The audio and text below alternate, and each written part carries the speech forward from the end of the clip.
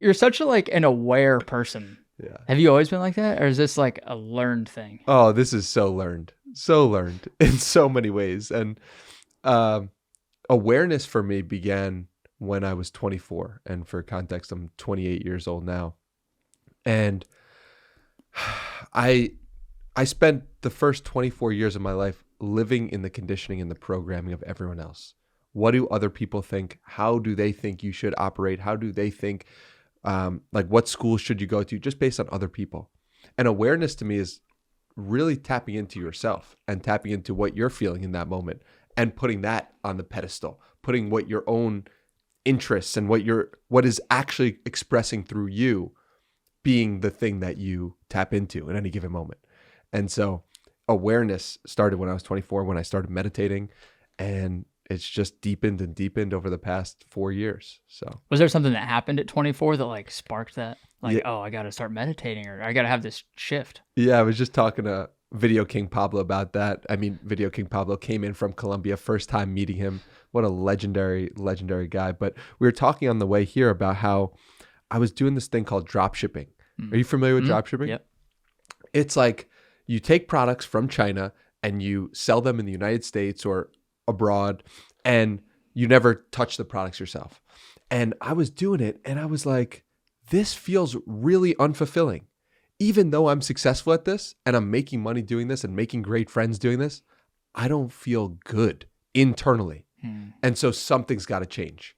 And so I quit doing that. And then I started doing 75 hard, and I started meditating in September of 2019. And my awareness started to arise for the first time. And life started happening in a completely different way. It was like I stopped. I remember, I will never forget the first moment I recognized awareness. I'm at a stoplight and I'm driving a car 90 days after meditating. And I want this stoplight to be, it's a red light. And I want it to be green so bad. Be green, be green, be green, be green. I want this light to change. And I hear my voice in my head say that. And I'm like, why? I start laughing at myself. And it's like, where else in life are we doing that? Where else in life where in my own life did I want it to be a different way than what it was? And recognizing that allows you to drop in to the present moment. So Interesting. yeah. Were you able to like determine where else you were doing that in parts of your life? Like just trying to force things that maybe shouldn't have been? Yeah. So I'm from New York. So New Yorkers have this mindset and this attitude that you can control the world just based on your work ethic and your belief and your ability in yourself. And I love that. I'm all for that. And also, I lived in San Diego for a year when I started meditating, and San Diego's energy and Hawaii's energy, which I know you've spent time in, is this feeling of like, slow down. Something greater than you is controlling this whole thing, and tap into that energy. So I think it's both. I think one part of you is great to just go, attack, find your goals, figure it out. There's another part of you that is like, this whole thing, you didn't choose your heartbeat. You're not choosing this moment. There's some things that happen that are greater than you could have controlled to make happen. On the way here, Video King Pablo from Colombia. I love that name. He's a legend. He's an absolute legend. And he's coming in, and the Uber driver, I think he's Argentinian, and his family, or he might have been Venezuelan, I'm not sure which one, and his family sells coffee from Video King Pablo's hometown. Oh, whoa. So it's like witnessing moments like that happen where you're just like, I didn't control that situation. That's not something I could have put on my vision board to make a reality.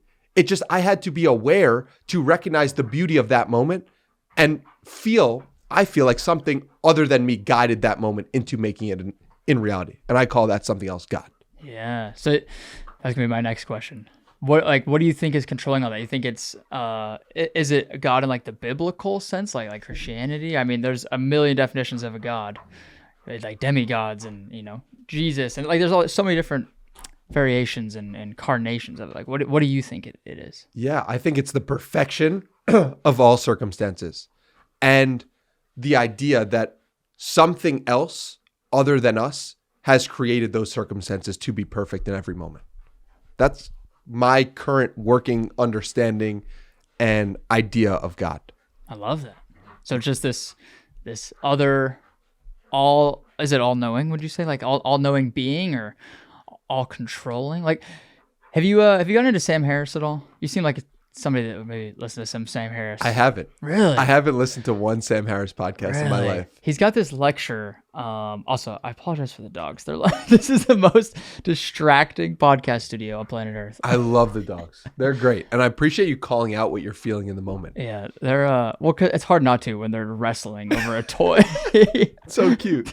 But Sam Harris has this lecture where it's like free will versus determinism, essentially. Mm-hmm. And his take is that free will just doesn't exist and everything is essentially predetermined, not in the sense of like, oh, there's a God and this is God's plan, but like Danny is Danny. And because of the molecules in your body and the DNA you have, every decision that you make, even though you think it might be conscious, you're making that decision because of the DNA you have. Therefore, it's like everything is predetermined based on, it's like a really odd kind of abstract concept, but like, I'm curious what your take is. Like, do you think that we have free will? Like that we can all make these conscious decisions and impact our realities? Or is it all just up to this all-knowing kind of creator or God?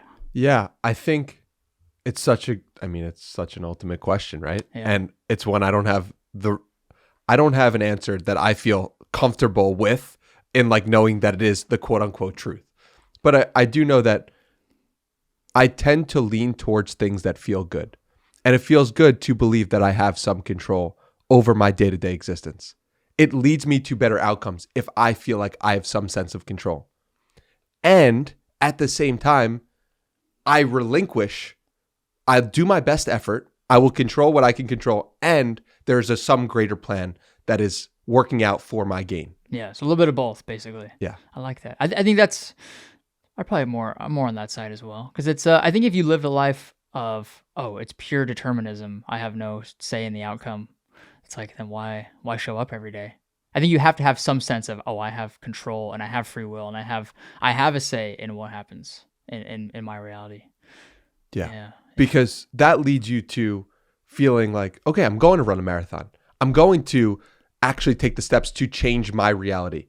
Even if that the all-knowing God has created you so that you could live in this reality, like it does make me feel better to know that, or feel like I have some control over it all. Yeah, I like that.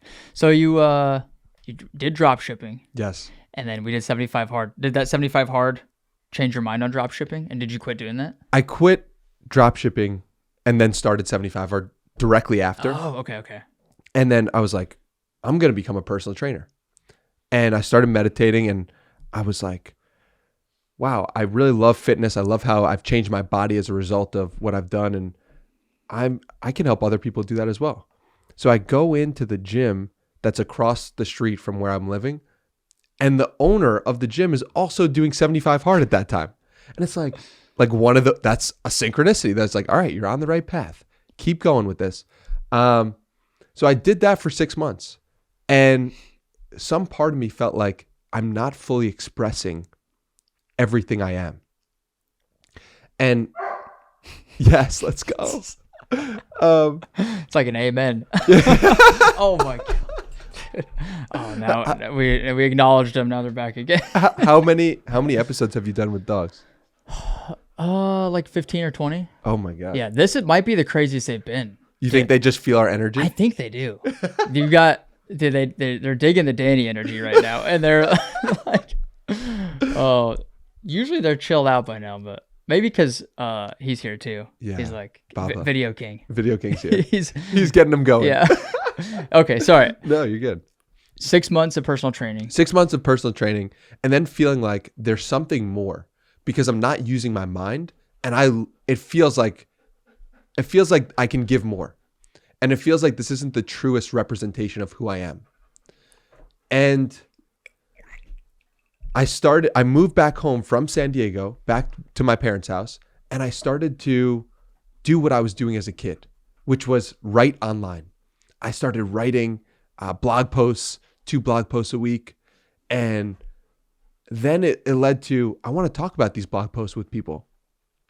That led to me putting out on Twitter, who wants to talk on the phone? And then when I never heard somebody do that. Me neither. How did that go? It was amazing. It was so amazing, man. Like, to learn, this is in June of 2020.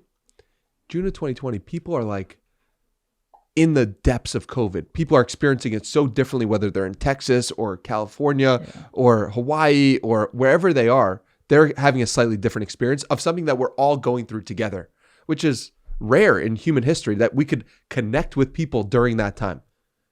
This was potentially the first time everyone in the world was experiencing the same thing, and you could get different perspectives on that. Yeah. So I was curious, what are people like? What's going on in their world? And I had amazing conversations with people. Like, I felt high after doing it. The other person felt high usually. And it was like, wow, that was a special thing. Let's record that. And a recorded conversation is just a podcast. Right. So that's how the podcast began. And oh, wow. That so you put out on Twitter, like, I'll call you, or like, what do you want to talk about? How did that go about? So I had about 5,000 to 10,000 followers on Twitter at the time. And it was from building up from the dropshipping days.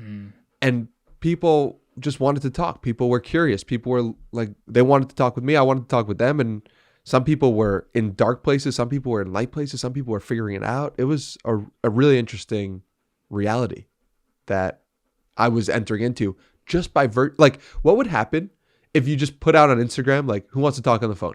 You would immediately have 100 people who wanted to talk to you. Right. But what would you gain from that? You might learn, like, what are these people like? What do they value about me? I mean, it's a really interesting thing when you're able to talk to people who have some familiarity with you, as well as just random people in the world. Like, some of these people didn't know who I was, and some did. And it was all great. Wow. How many phone calls did you do? Do you remember? I would say probably like 20 or 30 before I realized, like, this is really good and I need to record these. Were they just like total random strangers, like people that followed you? Or was it like, did you seek anybody out where you're like, oh, Alex Hormozy or somebody like that? Yeah, no, it wasn't like I was desiring to have anybody in particular say yes to this phone call. I was just like I'm open to see what comes back. And some people were really struggling and needed someone to talk to. Some people were excited. So it was just a really special, like, 2-month period. It was so pure. Yeah. You know? Wow, that's cool. Yeah. Such a unique idea. Yeah. I've never seen anybody do that. That's so cool. I think it's just because it was innate to my being, and that's being aware. Yeah. Right? I could say that's a weird thing. That's something that most people wouldn't do. But I said, no, this is what I'm feeling. So, like, let's lean into that. Yeah, that's a hard thing to do, is especially if you have a feeling of something that you've never seen done before, or that you don't see any other human doing. Because at least to me, my initial thought is like, oh, it's like an intrusive thought that maybe I shouldn't have. Or it's like, oh, this is some idea that maybe I shouldn't have because I've never seen anybody else talk about this or do it this way. So maybe let's avoid that. That might be like the natural inclination at first. But I think the more you lean into that, I mean, that's what makes you is your uniqueness, right? Yeah, absolutely. I mean, what are examples of that from your own life where you've felt like, I want to do something, and then you've done it or you haven't done it, and how has it turned out for you? I think maybe on like a small scale, just like different things within a video of like, oh, I've never seen somebody put the text this way or cut the music or cut it this way. Those like very small, subtle things that some people might not even notice, but that's what creativity is like leaning into whatever your subconscious wants you to do. It's so interesting. And also, you're flipping it back to me. The inner podcaster's coming out. Yeah, and also accepting your weirdness. Yeah. It takes a part of you to accept that you are your unique self, which you can call weird, which is something that you could either put down or bring up, depending on how you look at weird. I think weird is good. I mean, weird is unique. Yes. Because it's like, who wants to be average? Right. Yeah. Absolutely. And we spoke about this on our podcast about where we have put down weird in my life. I've put down weird because I wanted to be just neutral and pleasing to everyone. And I just wanted everything to be like, I didn't want anyone to not like me in any way. So if I was weird, then that gives someone the opportunity not to like me. So now when you have a thought come up or something that you want to do, but it might be deemed as weird. Yeah. How do you navigate that? You just say, screw it, I don't care what people think, or how do you go about that? Yeah, I mean, it's dependent on the circumstance and situation, and I'm still working through all of the places where I'm not free. But yeah, for the most part, I'm very comfortable in my own skin, and I'm very comfortable owning the reality that I would like to create and putting it out into the world. So I like that. That's good. Who doesn't want to be around people who want to be themselves? Right. And are comfortable being themselves. Yeah. Everyone wants to. And also, if they don't, that's great. I'm very happy for it. People who don't want to spend time with me or be around me, that's also like, God bless.